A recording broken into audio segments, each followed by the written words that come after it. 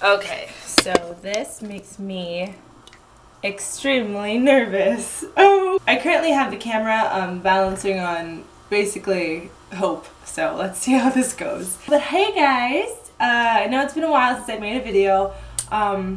This would be the point where I would have some sort of excuse for that. And there isn't one, I just haven't made a video. But I'm back to talk about things. Last night, first of all, before I start, I just want to say I have no makeup or hoop earrings in. So this video is probably going to get deleted as soon as possible. Is this even recording? Hopefully not, honestly. This shouldn't be happening. It's recording. Well, that sucks. Okay. So it's Monday currently, what day is it? The 7th. Last night was the 6th of August, Sunday, and it was a night for television. I mean, every Sunday is a night for television with Insecure and Game of Thrones, but last night was particularly a monumental night for both of those shows, and it was the premiere of Life of Kylie, and I had the pleasure of viewing all three of those, and I have opinions about all of them, so I'm gonna say those opinions starting now. I'm gonna start off with what was the best, what was good, okay, and what was awful, and I think we can all figure out what's gonna go where. I'm gonna start off with obviously the best, which, I mean, it was Game of Thrones. Game of Thrones last night was something that I can't even put into just words. Obviously this is gonna have some spoilers in it. I'll try not to, but I'm probably gonna say something. And I recognize how sucky spoilers are because there was a lot of Game of Thrones deaths that were spoiled for me because of the Twitter sphere. That as I watched them happen, I was like, I kind of wish I didn't know that was going to happen because this probably would have been a bigger moment for me. So I'm going to try not to spoil anything, but I'm probably going to spoil everything, so just stop watching now. Or catch up, because I watched all 6 seasons in like basically a week. So rookie, you're a rookie if you're not caught up. So last night, it was the Stark reunion, like the Stark reunion. We finally saw Arya and Sansa together again, which I was... In the beginning, I was kind of like, oh, this is anticlimactic, but as the conversation progressed and they both, like, silently agreed that they wouldn't tell each other what they've been doing all these years, I was hitting the feels. I was hitting the feels hard. My favorite out of all the reunions was Lady Byeeeee and Arya. They were fighting together, and I was like, this is the girl power moment that I didn't even know I needed. I'm going to stop talking with this hand because this finger is not... It was the moment that I needed though, for sure. And it was also at that moment that I realized that Lady Byeeeee and Arya Stark are my favorite Game of Thrones characters, I think. Honestly, they just represent everything that I want to be. And also, I'm a very hard Jaime shipper. So I'm just gonna protect Lady Byeeeee with everything that I have in me. But that doesn't even begin to describe how incredible this episode was, which upsets me because this was the shortest episode of the entire season, and to me, at least so far, it was the best one. I mean, we had a battle scene that was the battle scenes of all battle scenes. I mean, dragons, they had a dragon do a fucking drive-by, basically. Yeah. What made the battle scene so amazing was that there wasn't particularly anyone that you, like, were rooting for, I think. Well, I mean, at least for me, I love Tyrion, but I also love Jaime. And I love Bronn, and I love Daenerys, and I love the dragons! So I was like, this is so good, but, like, also nobody get hurt, you know? I realized, talking about it now, it was the reunion episode because that was the first time Tyrion and Jaime, well, Jaime didn't see Tyrion, but Tyrion saw Jaime, and he didn't see Bronn either, but I really wanted that to happen. But the point is that they're all at the same place at the same time for the first time in a very long time, and it makes me emotional. Can't wait for next week. And yeah, and that's pretty much how every Sunday ends for me.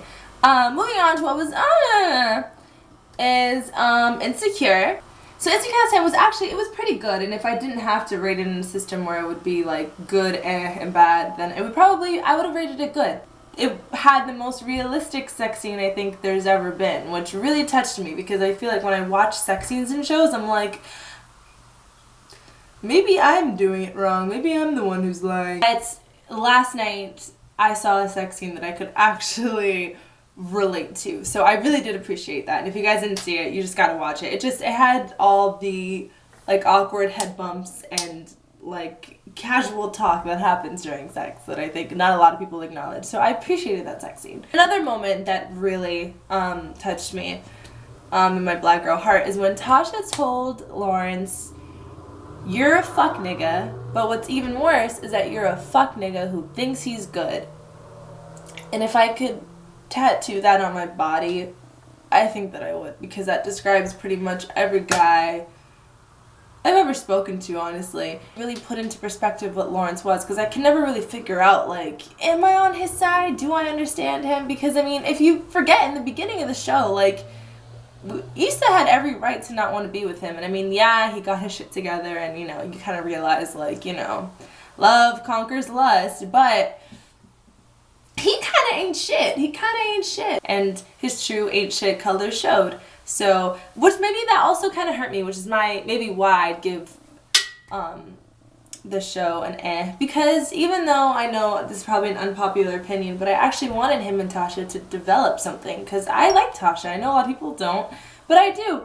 So I was kind of hurt that just fell apart. And for no reason, honestly, because I don't know why he acted like that. Like, boy, how you gonna not chill at the barbecue? Like, it's a barbecue. And as far as Molly's storyline, I don't remember it. Oh, she was with the guy from what's that show called? Oh, what's that show called? This Is Us. This Is Us. I was gonna say This Is Our Time. The guy from This Is Us and Molly are a thing, which is weird because I feel like he looks at least 46. But yeah, all in all, it was a transitional episode and it was good. So I guess Lawrence is a thumbs down, Issa's getting dick, so that's a thumbs up, and there's Insecure. What I really want to talk about today is Life of Kylie. Now, I wasn't planning on watching Life of Kylie, and not because I'm above the whole Kardashian thing, because to be honest, I've seen a lot of the episodes of the Kardashians. They're entertaining to me. I like reality television. I'm a piece of shit, whatever. I never wanted to watch, I wasn't planning on watching Life of Kylie because I didn't really think she would offer anything interesting, to be honest. She doesn't really seem like an interesting person. I had her on Snapchat for a while and I was kind of like, you're interesting to look at, but other than that, you know, I don't understand what you could possibly offer in a reality show. But it came on the television, I was washing dishes, so I was kind of like, whatever, I'll just watch it. You know, maybe I knew Jordyn Woods would be in it, and I like Jordyn Woods, so I was like, you know, let's watch this.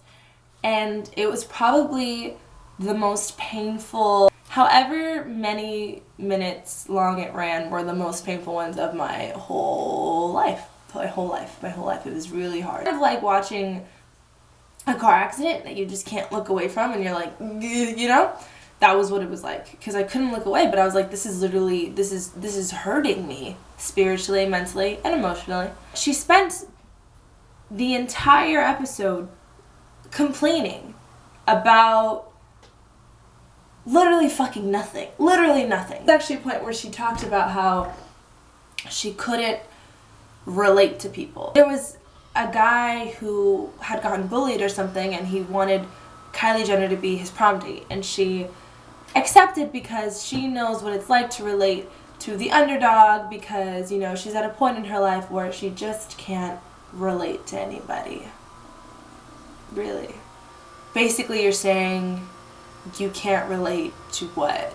Poverty, bitch? You don't know what it's like to have to struggle? In the beginning of the episode, she's talking about, oh my god, I never take my Lambo out. And then you want to sit here and say, I can't relate to anybody. Like, bitch, you chose to not relate to anybody. What's crazy is that, you know, she acts like, God, you know, the fame chose me, and I would understand that if you were like Northwest, even though I feel like Northwest enjoys it more than anyone. But, you know, Northwest didn't really exactly decide to be in the spotlight. She was just born to famous parents, and if she grows up and doesn't want to be in the spotlight, but it follows her, you know, that's one thing. But Kylie literally puts herself out in every way possible, so she can't, to me, she doesn't have the right to complain, and I understand how it must be hard to never be able to go out anywhere, but there are a lot of people who do it. I mean, there's a lot of celebrities who keep it strictly work. There really are a lot of celebrities who keep it strictly work, and live a life off social media and find a sense of normalcy in their fame. And she has done the complete opposite, and she's exploited herself in every way possible. So I find it very hard to have any sort of sympathy, but that's all she tries to get. The entire episode she complains about not being able to go to the beach, and airports give her anxiety, and all this stuff. And meanwhile, I'm just looking at this girl's lips like, bitch, what? No! How you going? What? You isolated yourself when at age 17 you decided to get your lips, your boobs, your ass, your eyebrows lifted in Botox, like all of it. You chose all of that. So you can't sit here and base a whole show around how you don't want it. It really upset me. It was 0 out of 10. And what's crazy is that as little expectation as I had for it, it was even lower than that. Because she could have done something cool with the show, but she still chose to just do something so trash. And one thing she did, which really annoys me, filmed her first therapy session. I feel like that defeats the purpose of a therapy session. It's a place where you're supposed to go and you're supposed to speak with somebody in confidence and really talk about things you would never want to talk about in public, and you're supposed to release, and it's a very healthy thing. And to do it in public, I feel like that's counterproductive, is that not? Unless you're doing it for, I don't know, attention. I know Katy Perry did it recently, which got a lot of backlash, but I don't know, her seemed at least a little bit more authentic. This one was really just like, I've lost myself. I'm not as funny as I used to be. Like, bitch, ain't nobody told you to stop being funny. Life of Kylie gets a thumbs down from me. Game of Thrones scalped me and is the proud new owner of my edges. And Insecure was relatable, as per usual, really. So that is me. Okay. Almost had a nip slip there. So that is me yelling about what I saw on television this Sunday. And that's it. So bye.